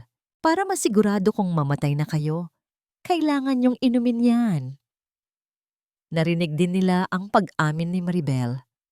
Sa wakas, kapag wala na kayo, ako na ang magiging tunay na Monteverde. Ako na ang magiging asawa ni Alessandro at wala nang pipigil sa akin. Nagulat si Alessandro. Nanlamig ang kanyang buong katawan. Tiningnan niya si Maribel. Ang kanyang mukha ay puno ng matinding pagkabigo at galit. Hindi ito ang Maribel na kilala niya. Ito ay isang halimaw. Naging puting-puti ang mukha ni Maribel. Hindi siya makapagsalita. Ang kanyang mga mata ay nanlalaki sa takot. Miss Maribel Cruz, malamig na sabi ng isang pulis, inaaresto ka namin sa kasong child abuse, attempted murder, at pagnanakaw. May karapatan kang manahimik. Ang anumang sabihin mo ay maaaring gamitin laban sa iyo sa hukuman. Hindi. Hindi totoo yan. Alessandro, tulungan mo ako. Ginawa lang niya ni Lyria para siraan ako, para agawin ka sa akin. Sigaw ni Maribel. Habang pilit na kumakawala sa mga pulis, lumapit siya kay Alessandro. Pilit na humihingi ng tulong. Ngunit hindi kumilos si Alessandro. Nanatili siyang nakatayo. Ang kanyang mga mata ay puno ng pagkamuhi. Wala kang mapapala sa akin, Maribel. Malamig na sabi ni Alessandro. Paniwalang panawala ako sa lahat ng kasinungalingan mo. Pinalayas ko ang taong nagmamahal sa mga anak ko. Kung ano man ang mangyari sa iyo, karapat-dapat ka. Hindi! Hindi! Hindi! Sigaw ni Maribel habang kinakaladkad siya ng mga pulis palabas ng silid. Bago pa man siya tuluyang mawala sa paningin, lumingon si Maribel kay Lyria. Ang kanyang mga mata ay puno ng matinding pagkamuhi at pagbabanta. Hindi pa tayo tapos, Lyria. Babalikan kita. Sisiguraduhin kong magbabayad ka. Ngunit hindi na alintana ni Lyria ang kanyang banta. Ang kanyang mga mata ay nakatutok kay Inigo. Sa gitna ng kaguluhan, isang mahinang tunog ang narinig. Si Inigo, dahan-dahang gumagalaw ang kanyang mga daliri. Lumapit si Lyria at hinawakan ang kamay ng bata. Inigo ko, gising na anak ko. Sa loob ng ilang sandali, dahan-dahang iminulat ni Inigo ang kanyang mga mata. Mama Lyria, mahina niyang sabi. Ang mga salitang iyon ay tila musika sa pandinig ni Lyria. Niyakap niya si Inigo nang mahigpit. Ang kanyang mga mata ay puno ng luha. Sa labas ng silid, nakatingin si Silvan na kasama ni Yaya Rosa. Nakita niya ang lahat. Ang kanyang mga mata ay puno ng tuwa. Sa isang iglap, pilit itong bumangon mula sa wheelchair. Dahan-dahan, sa kanyang sariling lakas, gumapang siya papunta sa silid ni Inigo. Inigo! Mama Lyria! Sigaw ni Silvan, ang kanyang boses ay puno ng pag-asa. Nang makita ni Alessandro ang kanyang dalawang anak, ang kanyang puso ay tila nabasag. Niyakap niya si Lyria. Ang kanyang mga mata ay puno ng luha. Lyria, patawarin mo ako. Patawarin mo ako sa lahat ng ginawa ko. Ngunit hindi sumagot si Lyria. Ang kanyang mga mata ay nakatutok sa kanyang mga anak. Ang kanyang pagmamahal sa kanila ay mas malakas kaysa sa kanyang hinanakit kay Alessandro. Sa ngayon, ang tanging mahalaga ay ang kanyang mga anak. Ang hiyawan ni Maribel na nakarecord sa tape ay patuloy na umalingaw-ngaw sa isip ni Alessandro. Ang katotohanan ay mas masakit pa kaysa sa inaakala niya. Ang pagtataksil ng kanyang sariling bayaw, ang pagkalason sa kanyang mga anak, at ang pagpapalayas niya sa taong nagmamalasakit sa kanila. Ang lahat ay bumabalik sa kanya na parang isang matalim na latigo. Kinabukasan, ang kaso laban kay Maribel Cruz ay mabilis na umusad. Ang tape recorder na nahanap ni Lyria sa loob ng teddy bear ay naging pinakamahalagang ebidensya. Ang boses ni Maribel, na puno ng galit at kasakiman, ay malinaw na nagpapakita ng kanyang mga krimen. Sa korte, ipinagtanggol ni Maribel ang kanyang sarili sa pamamagitan ng paggawa ng mas maraming kasinungalingan. Sinabi niyang si Lyria ang may gawa ng lahat, na siya ang nagplano para agawin ang pamilya ni Alessandro. Ngunit ang ebidensya ay hindi na kayang pagtakpan ng kanyang mga salita. Ang boses sa recording na yan ay nagpapakita ng tunay na pagkatao ng akusado, Your Honor. Sabi ng piskal, ang pagmamalupit at pagtataksil na ginawa niya sa kanyang sariling pamangkin ay hindi matatanggap. Pinakinggan ng huwes ang recording. Ang lahat ng nasa korte ay nakaramdam ng pagkabigla at pagkadismaya. Ang matamis na ngiti ni Maribel ay unti-unting nawala, napalitan ng takot at galit. Sa likod ng korte, nakaupo si Lyria. Katabi niya si Alessandro, na tahimik na nakamasid. Ang kanyang mga mata ay puno ng lungkot, ngunit ngayon ay may kasama ng determinasyon. Ang kanyang mga kamay ay mahigpit na nakakapit sa kanyang mga hita. Pagkatapos ng ilang oras na pagdinig, ibinaba ng huwes ang hatol. Batay sa mga ebidensyang ipinakita, kabilang ang audio recording at ang testimonya ng mga saksi, ang hukumang ito ay nagpasiya na si Miss Maribel Cruz ay nagkasala sa kasong child abuse, attempted murder at theft. Hinahatulan siya ng habambuhay na pagkabilanggo na walang parol. Naging puting-puti ang mukha ni Maribel. Hindi siya makapaniwala. Hindi! Hindi totoo yan! Sigaw ni Maribel. Alessandro, tulungan mo ako. Hindi ko ginawa yan. Si Lyria ang may gawa. Gusto niya lang ang pera mo. Ngunit hindi na tumingin si Alessandro sa kanya. Ang kanyang mga mata ay nakatuon kay Lyria na may kakaibang pakiramdam. Dalhin niyo siya, sabi ng huwes. Kinakaladkad ng mga pulis si Maribel palabas ng korte. Habang nilalabas siya, lumingon siya kay Lyria.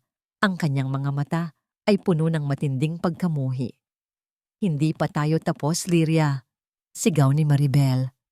Magbabayad ka. Sisiguraduhin kong magbabayad ka. Ngunit hindi na alintana ni Lyria ang kanyang mga banta. Ang kanyang mga mata ay nakatingin sa direksyon kung saan lumabas si Maribel. Ang sakit na idinulot ni Maribel ay hindi mawawala ng mabilis. Ngunit ngayon, meron ng pag-asa. Pagkatapos ng paglilitis, lumabas si Lyria at Alessandro ng korte. Ang mga reporter ay nakapalibot sa kanila, pilit na kumukuha ng impormasyon. Mr. Monteverde, ano po ang masasabi niyo sa desisyon ng korte? Miss Salonga, paano po kayo nakakuha ng ebidensya? Ngunit hindi sila sumagot. Naglakad lang sila ng tahimik, magkatabi. Tila pinoprotektahan ng isa't isa mula sa ingay ng mundo. Nang makarating sila sa sasakyan, binuksan ni Alessandro ang pinto para kay Lyria. Lyria, mahina niyang sabi, gusto kong humingi ng tawad sa lahat ng ginawa ko sa iyo, sa pagdududa ko, sa pagpapalayas ko sa iyo. Patawarin mo ako. Hindi madaling magpatawad, Sir Alessandro. Sagot ni Lyria, ang kanyang boses ay malungkot. Maraming sakit ang idinulot niyo. Pero ang pinakamahalaga ngayon ay ang mga bata. Kailangan nila ng pagmamahal. Kailangan nila ng tunay na pamilya. Alam ko, sabi ni Alessandro, ang kanyang mga mata ay puno ng pagsisisi. At sisiguraduhin kong ibibigay ko yan sa kanila. At kung papayagan mo ako, Lyria, gusto kong maging bahagi ka ng pamilyang yon. Hindi bilang yaya, kundi bilang ina. Nagulat si Lyria sa mga salita ni Alessandro. Hindi niya inasahan ang ganoong alok. Hindi siya sumagot. Ang kanyang puso ay puno ng iba't ibang emosyon. Sakit, pag-asa, pagmamahal. Sa likod ng sasakyan, nakita ni Lyria si Yaya Rosa. Ngumiti ito sa kanya, isang nangiting puno ng pasasalamat at paghanga. Tahimik na binati ng matanda si Lyria. Hindi pa tapos ang laban, Lyria. Bulong ni Yaya Rosa sa hangin, tila nakikipag-usap sa sarili. Pero ngayon, mayroon ka ng kakampi. Hindi ka na mag-iisa. Sa loob ng sasakyan, tahimik na nagmamaneho si Alessandro. Ang kanyang mga mata ay nakatingin sa daan, ngunit ang kanyang isip ay puno ng mga katanungan. Kung tatanggapin ba ni Lyria ang kanyang alok?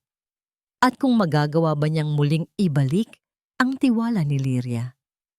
Hindi pa tapos ang kanilang laban, ngunit ngayon, meron ng pag-asa. Ang boses ng teddy bear ay hindi lamang nagdala ng katarungan, kundi pati na rin ng simula ng paghihilom.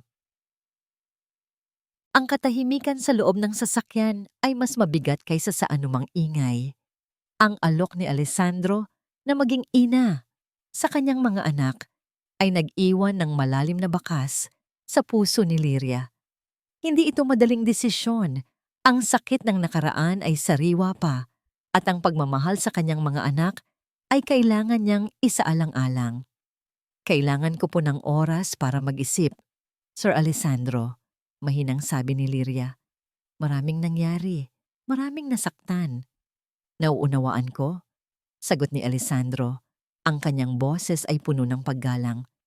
Maghihintay ako, Lyria, hanggat kailangan. Pero meron sana akong pakiusap. Tiningnan ni Lyria si Alessandro. Gusto kong dalhin mo ang mga bata sa inyo sa Bicol, sa probinsya ninyo. Patuloy ni Alessandro. Gusto kong makita nila ang tunay na buhay, ang mga simpleng bagay na nakalimutan ko na. Gusto kong makita nila kung paano kayo nabuhay ng may dignidad, Lyria. At gusto kong makita nilang kasama ka. Nagulat si Lyria. Hindi niya inasahan ang ganitong pakiusap. Ang kanyang puso ay bahagyang lumambot. Paano po kayo, Sir Alessandro? Tanong ni Lyria. Sasama ako. Mabilis na sagot ni Alessandro. Hindi ako Monteverde sa Bicol. Ako ay si Alessandro lamang. Gusto kong matuto. Gusto kong magbago. At gusto kong humingi ng tawad. Hindi sa salita, kundi sa gawa. Sa loob ng isang linggo, inihanda ni Lyria ang kambal para sa kanilang paglalakbay. Si Inigo at Sylvan ay masaya at excited. Ito ang unang pagkakataon na lalabas sila ng mansyon at makakakita ng ibang lugar. Nakarating sila sa Bicol. Ang bahay ni Lyria ay simple lamang, gawa sa kawayan at nipa, pero puno ng init at pagmamahal. Sinalubong sila ng kanyang ina na may malaking nangiti sa labi. Nagulat ang kambal. Hindi sila sanay sa ganitong uri ng bahay. Ang amoy ng sariwang hangin, ang tunog ng mga ibon, ang simpleng pamumuhay, ang lahat ay bago para sa kanila. Samantala, si Alessandro ay nagsimulang magbago. Hindi na siya nakasuot ng mamahaling damit. Nagsuot siya ng simpleng t-shirt at short. Hindi na rin siya nagmamaneho ng mamahaling sasakyan. Naglalakad siya o kaya'y sumasakay sa tricycle. Sa unang araw, sinubukan niyang magluto ng adobo para kay Lyria at sa kanyang pamilya. Ang resulta? Sunog. Ngunit sa halip na magalit, tumawa si Lyria. Ito ang unang pagkakataon na nakita ni Alessandro na tumawa ng buong puso si Lyria. Kailangan mo pa po ng maraming ensayo, Sir Alessandro.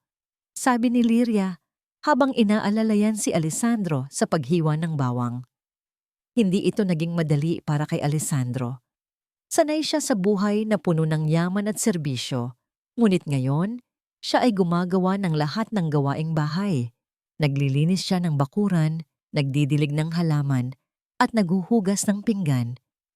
Isang hapon, habang nag-aayos si Alessandro ng bubong ng bahay ni Lyria, na may butas, bumuhos ang malakas na ulan. Nadulas siya. Ngunit bago pa siya mahulog, mabilis siyang nahawakan ni Lyria. Okay lang po ba kayo, Sir Alessandro? Tanong ni Lyria, ang kanyang mukha ay puno ng pag-aalala. Okay lang ako, Lyria, sabi ni Alessandro. Ang kanyang mga mata ay nakatingin kay Lyria. Ang kanilang mga kamay ay nagtama. Sa pagkakataong ito, walang kuryente. Sa halip, merong init. Ang init ng pag-aalala, ng pagmamalasakit. Kinabukasan, habang nakaupo si Lyria sa labas ng bahay, nagkukwentuhan sa kanyang ina, Lumapit si Alessandro. Nakasuot siya ng malinis na kamisa de chino at pantalon. May dala siyang isang maliit na bulaklak. Dahan-dahan siyang lumuhod sa harap ni Liria. Ang hari ng Monteverde ay nakaluhod sa harap ng isang simpleng dalaga mula sa probinsya.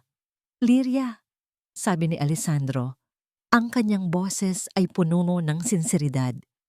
Hindi ko alam kung paano ka mapapatawad sa lahat ng kasalanan ko. Hindi ko alam kung kailan at kung paano ka muling magtitiwala sa akin. Pero sa loob ng ilang linggo ko rito, nakita ko ang tunay na halaga ng buhay. Nakita ko ang pagmamahal, nakita ko ang dignidad, at ang lahat ng iyon natutunan ko sa'yo. Huminga siya ng malalim. Liria, hindi ko na kailangan ng Mansion Monteverde kung wala ka. Ang tanging kayamanan na kailangan ko ay ikaw. Ang pagmamahal mo. Ang pagmamahal mo sa mga anak ko. Gusto kong maging bahagi ka ng buhay ko, hindi bilang yaya, kundi bilang asawa. Will you marry me, Liria Salonga? Nanlaki ang mga mata ni Liria. Hindi niya inasahan ang ganitong panukala. Ang kanyang puso ay malakas ang pagtibok. Sa isang iglap, bumalik ang lahat ng alaala. Ang sakit, ang hirap, ang pagmamahal. Tiningnan niya si Alessandro. Hindi na ito ang mayabang na Monteverde na kilala niya. Ito ay isang lalaking nagbago. Isang lalaking handang lumuhod. Hindi sumagot si Liria. Sa halip, dahan-dahan niyang inangat ang kamay ni Alessandro. Tiningnan niya ang bulaklak na hawak nito. Isang simpleng bulaklak mula sa hardin ni Liria. Hindi ko po kayang maging asawa niyo, Sir Alessandro, mahinang sabi ni Liria. Hindi pa po ngayon. Maraming bagay pa po ang kailangan nating ayusin. Maraming kailangan pa pong paghilom. Pero papayagan ko po kayong patuloy na maging bahagi ng buhay ko bilang kaibigan, bilang ama ng mga bata, at bilang kasama sa paglalakbay na ito. Ngumiti si Alessandro. Hindi ito ang sagot na inaasahan niya, ngunit ito ay isang simula, isang pag-asa. Salamat, Liria, sabi ni Alessandro. Salamat sa pagbibigay mo sa akin ng ikalawang pagkakataon. Sa likod nila, nakita si Inigo at Silvan na dahan-dahang lumalabas ng bahay. Si Inigo ay nakakakilos na ng kaunti at si Silvan ay nakakaupo na ng walang alalay. Ang kanilang mga mata ay puno ng pag-asa. Papa, Mama Liria, halik kayo. Maglaro tayo. Sigaw ni Inigo. Sa isang iglap, tumayo si Alessandro. Lumapit siya kay Liria at hinawakan ang kanyang kamay. Ang kanilang mga mata ay nagtama. Ngayon, mayroon ng pag-asa. Ang pagluhod ng hari ay hindi nagdulot ng isang kasal, kundi ng isang simula. Isang simula ng paghihilom, ng pagmamahal, at ng tunay na pagbabago. 6 na buwan na ang lumipas. Ang mansyon ng mga Monteverde, na dating malamig at puno ng kalungkutan, ay ngayon ay pinupuno ng tawa at buhay. Ang dating mga kurtinang nakasara ay ngayon ay bukas na. Pinapapasok ang sikat ng araw at ang sariwang hangin. Ang mga hardin ay muling namulaklak at ang amoy ng sariwang lupa at bulaklak ay pumapalit sa amoy ng gamot. Sa loob ng selda ng kulungan, si Maribel Cruz ay nalanta na, tila isang halamang nawala ng tubig.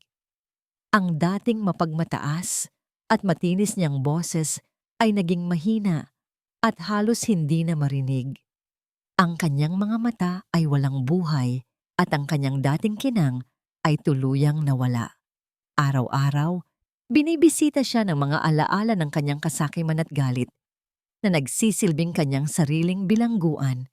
Ang yaman na pinangarap niya ay naging abo at ang pagmamahal na kanyang sinira ay bumalik sa kanya bilang sumpa. Walang bumibisita sa kanya. Wala siyang kakampi. Siya ay tuluyang iniwan ng lahat. Sa kabilang banda, si Liria Salonga ay hindi na ang dating yaya na nakayuko at walang imik. Siya ngayon ang managing director ng Monteverde Group of Restaurants, isang posisyon na ibinigay sa kanya ni Alessandro dahil sa kanyang sipag, dedikasyon at pambihirang talento sa pagluluto at paghawak ng mga tao. Ang kanyang adobo ay naging sikat sa buong Maynila at ang kanyang mga restaurant ay laging puno ng mga customer.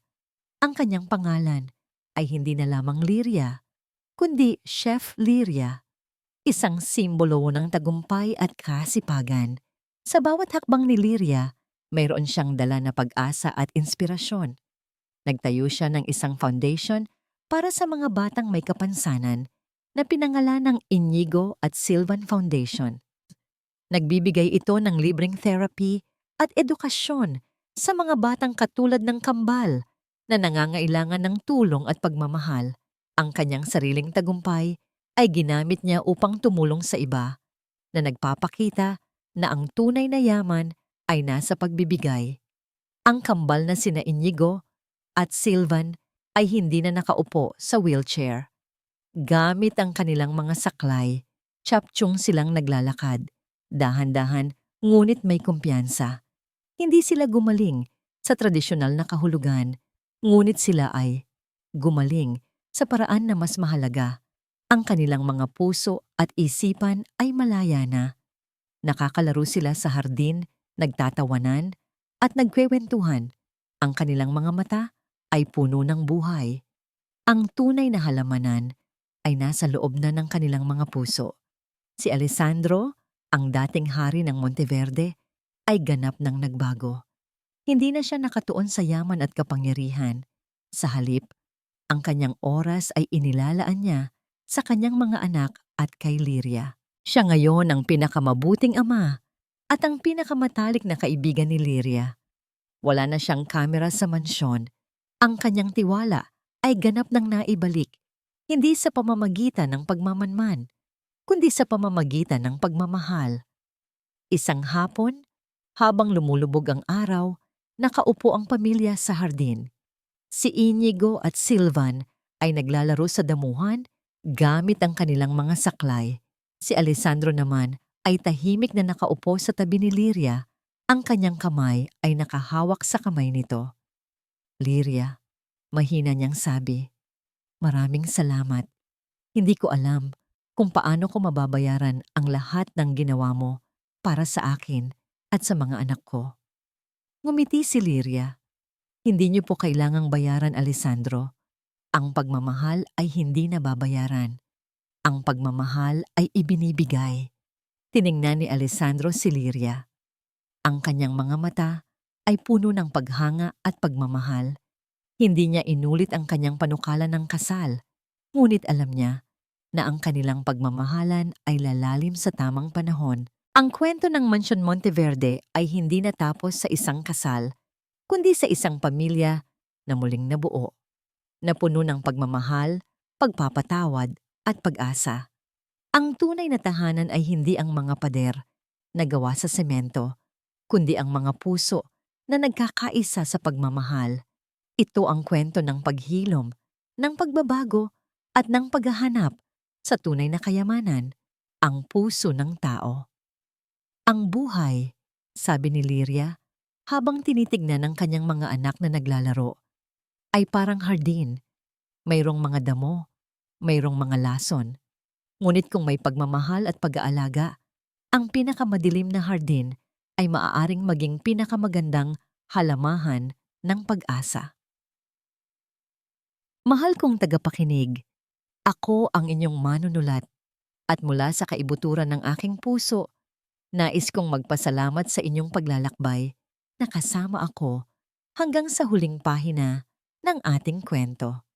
Ang bawat sandali ng inyong pakikinig, bawat hikbi at bawat ngiti ay nagbigay buhay sa bawat salita at sa bawat karakter na inyong nakilala.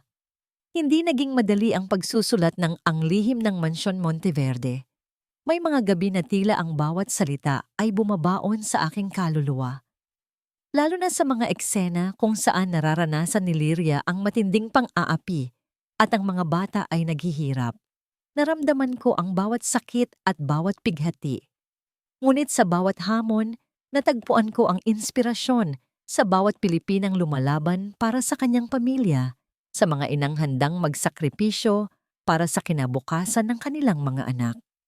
Ang kwentong ito ay isang munting buto ng pag-asa na itinanim sa gitna ng kadiliman. Ito ay paalala na kahit gaano kalaki ang unos, mayroong laging bahaghari na naghihintay. Ang pag-ibig, pagpapatawad at pag-asa ay tila isang malalim na ugat na kumakapit sa lupa na kayang lumaban sa anumang bagyo. Naway sa pagtatapos ng kwentong ito, mayroong nagniningas na munting apoy na naiwan sa inyong mga puso. Isang apoy na magbibigay liwanag sa inyong mga landas at magpapaalala na sa bawat pagsubok, mayroong laging bagong simula. Ngunit may isang tanong na patuloy na bumabagabag sa akin matapos isulat ang kwentong ito. Ikaw ba? Kaya mo ring patawarin ang taong nagkasala sa'yo, lalo na kung ang pagpapatawad na yon ang susi sa paghilom? Sana ay naibigan ninyo ang aming kwento. Kung mayroon kayong nais ibahagi na damdamin o mga saloobin, huwag mag-atubiling mag-iwan ng komento sa ibaba. Ang inyong mga reaksyon ay mahalaga sa akin. Naway patuloy ninyong suportahan ang ating sining. Maraming salamat muli at hanggang sa muli nating pagkikita sa panibagong kwento. Nagmamahal, ang inyong manunulat.